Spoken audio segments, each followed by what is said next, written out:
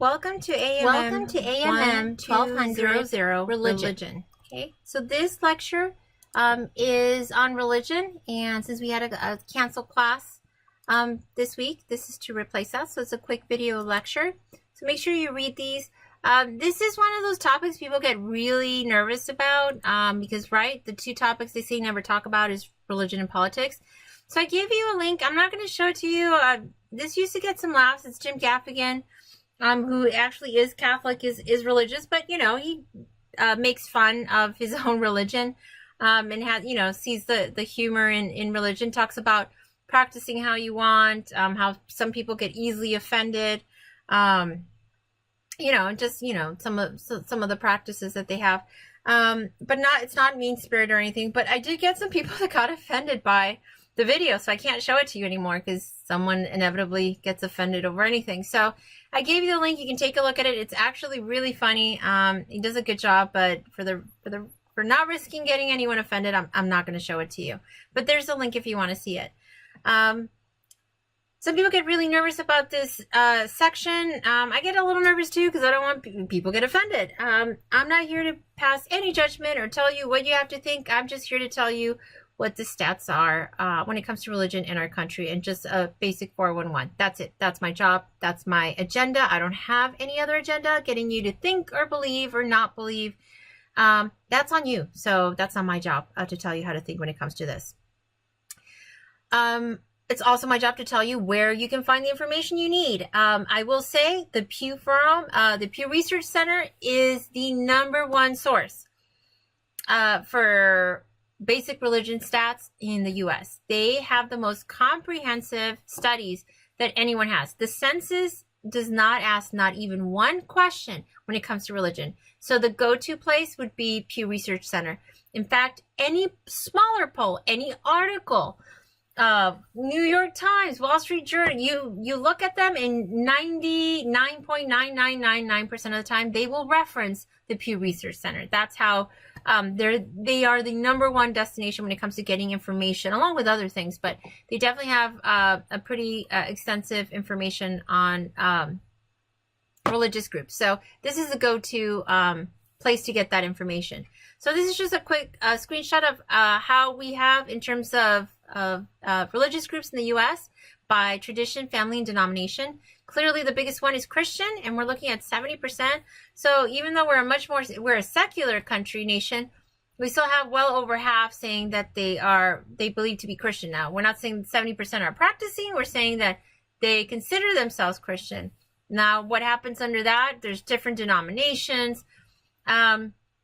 So it starts off with, do you believe there's a creator or a God, or there isn't? And then from there, there's like all these variances. Like, do you believe in Jesus? Do you believe, you know, the Old Testament, the New Testament? It starts going into all sorts of different things in different denominations. Sometimes the beliefs are pretty similar, but then, you know, how you worship is a little different. There's some variances there. So you can see under Christian, there's the most biggest ones: evangelical Protestant, mainline Protestant, historically Black Protestant, Catholic, Mormon, Orthodox Christian, Jehovah's Witness, and other. Then you have the 4 big non-Christian faiths, which is Jewish, Muslim, Buddhist, and Hindu. And then we have other world religions, which is a really tiny percentage. And then we have other faiths, which is the nuns, the religious nuns, the unaffiliated. We also have atheists and agnostic. So some people don't quite understand the difference between these, and they kind of mix them up. So just make sure you do understand the difference. Atheist is saying, I've thought about it, and I don't believe there's a God. I don't believe there's a creator. We're here by chance, and once you're gone, you're gone. That's what an atheist is. An atheist is making a solid statement that they do not believe God exists. Okay? Now, either they don't believe it. Now, some say they'll believe it if there's proof. Others, even if the proof was there, they don't want to believe it. So either way, they're saying, I have thought about this. I don't believe there's a God. Now, agnostic, unaffiliated is saying you're nothing. You're not saying you believe, you don't believe. You're not saying anything. You're just none. Agnostic is the way it's treated now in our culture now. Basically, what it means to be agnostic is like, well, I think there might be, but I'm not sure. I don't know if there is or not. But I don't want to live under rules in case, you know, if there is, because in case there isn't, I kind of want to do my own thing, but I don't want to say there isn't a God, because if there is, and when I die, then I don't, I can say, well, it's not like I said I didn't believe in you, so I'm kind of covered, right? It's kind of like cheating in a way. They're just like, haven't really given it too much thought. I don't know quite just yet, so I'm just going to say maybe. A lot of the nuns probably haven't given it much thought at all, as to, even taking the time to think about it. So if they don't take the time to think about it, then, they can't give you an answer one way or the other, obviously. So anyways, what's great about this, and I just clicked on it, but it's interactive. So what you can do is you can put on a particular state, put the state, and it'll give you like a breakdown on, how many people are from what percentage of the population in that state. Oh, I'm sorry, it's just taking too long. What percentage of the population in that state belong to that denomination? And they'll give you answers on specific questions. So something like this. Do you, religious pride? Now, this is the U.S., but you can do something specific like a particular state and compare it to the national average. And I'll say like religious beliefs and practices, like belief in God or universal spirit. That specific question. And then from there, you can get how many do believe, they're absolutely certain, fairly certain, not too certain, not at all certain, they do not, and don't know or refuse to answer. See, you get that breakdown. And you can compare it to the national average, which is, it keeps clicking on it, sorry. So that's a really good, and like I said, we're looking at, as you can see, 35,000 cases. These aren't tiny little polls or studies. These are extensive. It's the most extensive study you're going to get for religion. I'm so sorry. It's just taking too long. So I'm not waiting for that. In terms of religious affiliation by age, this is a bit older, but the makeup is pretty consistent. Obviously, what we typically see, it hasn't changed, is that you tend to be less religious when you're younger, and you tend to get more religious as you get older. So even with the same population, it starts changing as you age. So it's often you'll hear, it's not uncommon to hear someone like, they found God, they're born again Christians. It's interesting. It's either usually a harder, something hard, life-threatening, a death of a family member. What we notice is it either brings you closer to God or away from it in that regard. Like you either get religious or you lose religion. Sometimes you're angry because you lost a family member, you prayed and nothing happened. Others, through the hardship, it brought a family together, it brought you, and you found religion through that. So it just depends. But usually it's like a life-threatening or something like a major experience, and you get more of those experiences as you get older. So that's not surprising. Now then, compared to now, so you understand the evolution.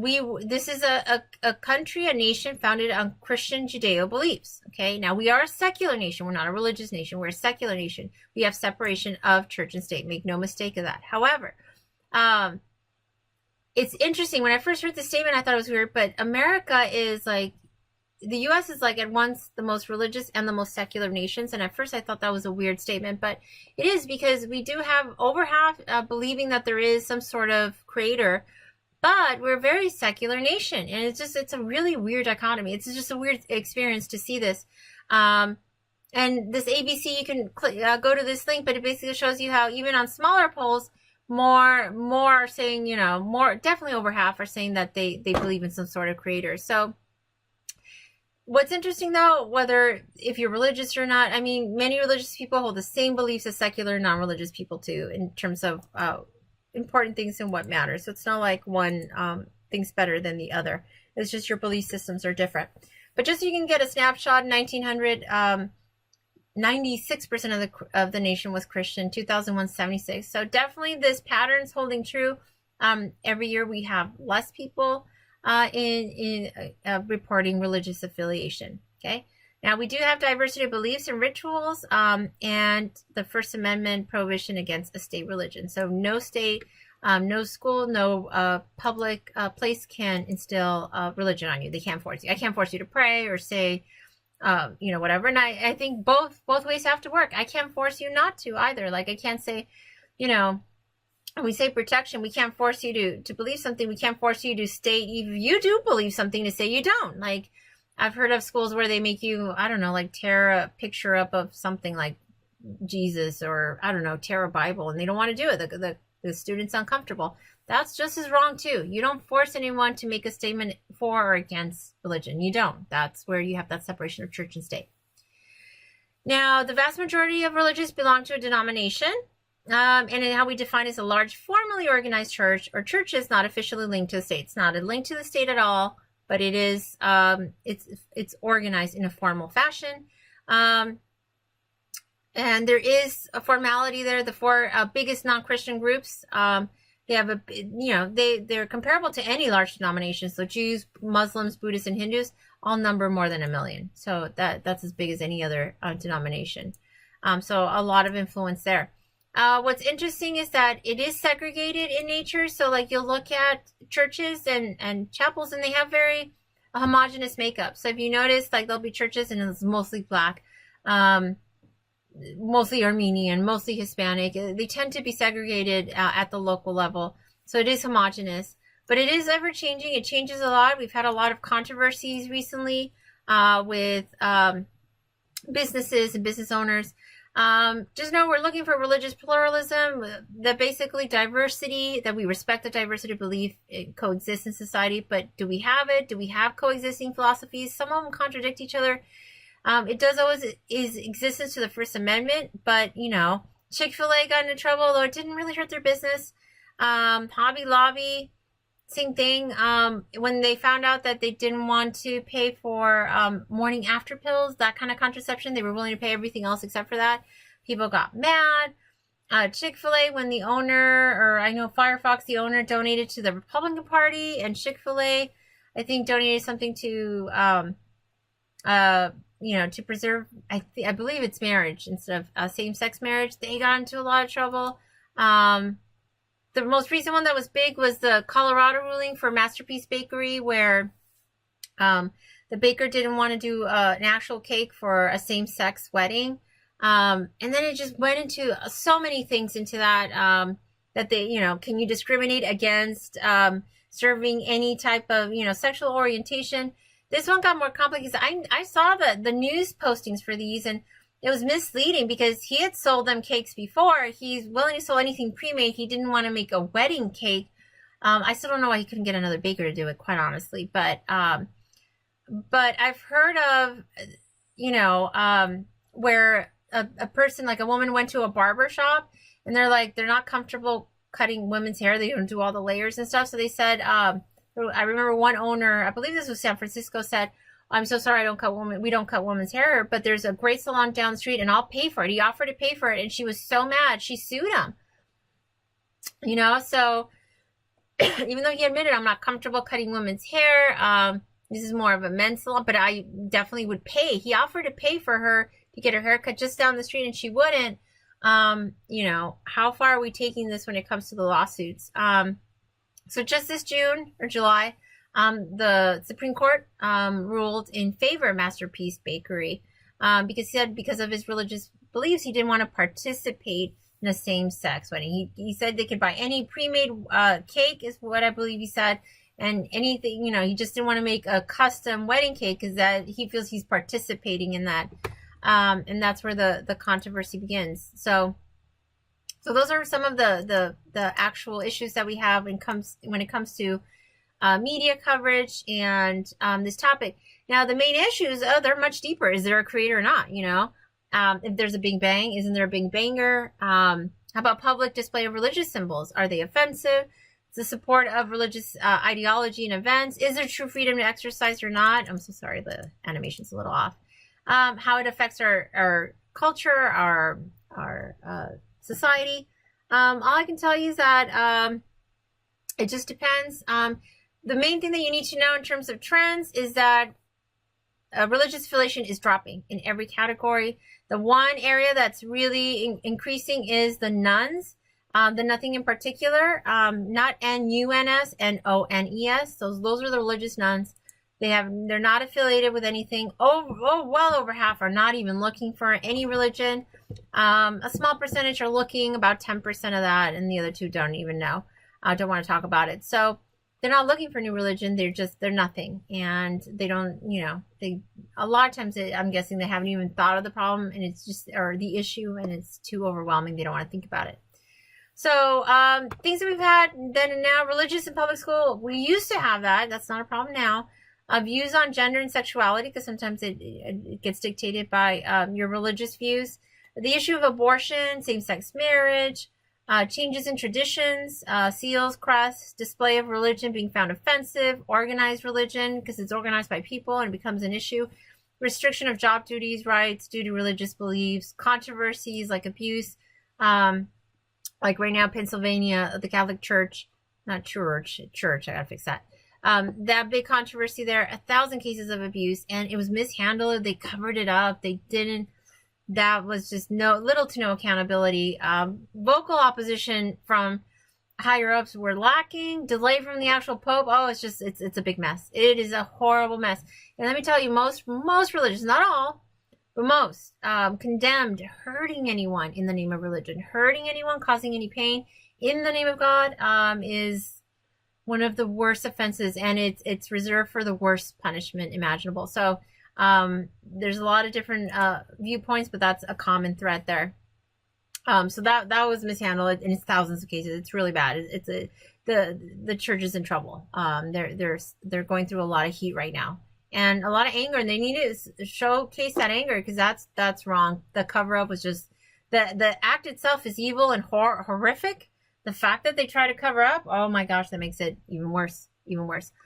Now, you can have some display support of religion. In-N-Out does it, but in a very subtle way. They put a Bible verse, John 3:16, Revelation 3:20, right there under the cup, in the back of the folder for the fries. It's not in your face. Some take it more personally. LSU example. So there were these fans that go to all the football games, and they love body paint, apparently. This is all body paint. So they took a picture, put it on the banner. This was the original picture. And it was on the homepage of the website of the university. And they got some people complained. Someone complained. So the university airbrushed. They were offended by the religious symbols in the picture. People were offended, they said. At least that's what they said. I don't know if it was just one person. But anyhow, so they airbrushed. Instead of just removing the picture, they airbrushed the religious symbols, which were these, by the way, in case you can't see them, because I can't see it here. But it's this one, this one, this one. So this is what was considered offensive. So they airbrushed that out. They got mad. They're like, why are you airbrushing our picture? That's not us. This is us. And they said we can do whatever we want with the pictures. We have the rights. Then they issued an apology. It just went kind of back and forth. This whole thing lasted a month. I'm not even joking. A whole month. It shouldn't have been an issue for a month, but there we are. That's where we're at. Another thing, banned nativity scenes in Santa Monica. This was a 60-year-old tradition. And what happened was there were atheist groups that didn't like it, were offended.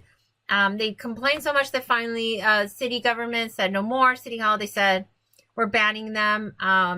And people were really upset because they were like, they've been coming here for years. They banned it.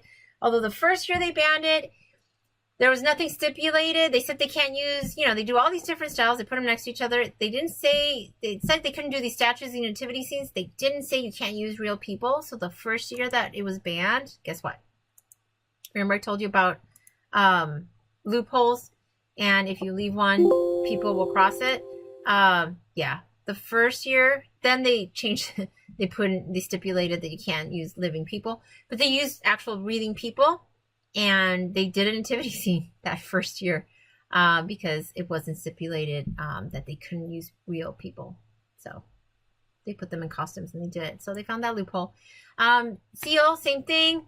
The seal was considered offensive because of this little thing.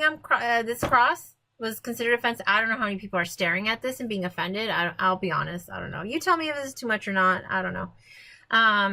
I just think it's so tiny, and how many people are staring at the LA County seal. But that's just me. So anyhow, we spent tax money, and we had to basically give it and they said, oh, well, we're going to change it anyway. So it's not because of that. But you tell me, it looks really similar. I don't know why we spent so much money to fix it. It looks very similar. And at first, when they did this version, they had the cross on here, and it didn't go. They had to take that out.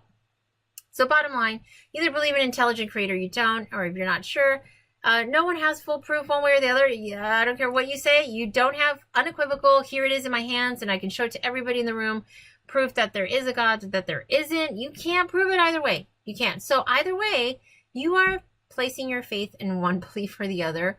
That's the way it is. And some people don't like to hear that, but it's the truth. There is no undeniable. Now, some people find proof in many things. Absolutely. But I mean, unequivocal, here it is in my hand stapled together and I can pass it out. No one has that for either way. So you're placing faith in either. So do it respectfully. Attacking the other side does not help. Respect your viewpoint. Respect what you believe. That's the first step. And then respect those that have a different viewpoint. And just don't expect everyone to agree with you. That's perfectly fine. Be civil about it. You don't have to lose your heads over it. So see, this difficult subject that some people just like hate it and don't want to talk about it, we're done. That's all you needed to know when it comes to that. So thank you for listening and have a good one.